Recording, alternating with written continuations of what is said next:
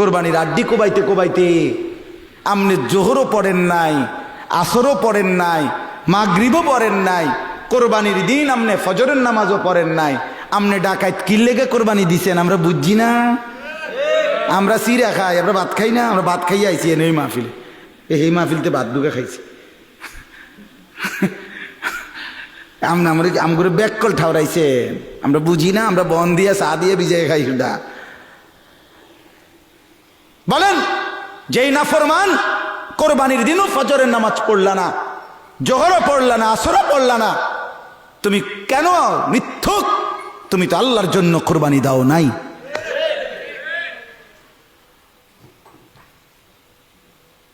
লাইসা মিনান নুসুকি ফি শাইইন, নবীজি বলছে যে ঈদের নামাজ পড়ার আগেই কোরবানির প্রাণী জবাই করে। মান যাবাহা ক্বাবলা আস-সালাহ,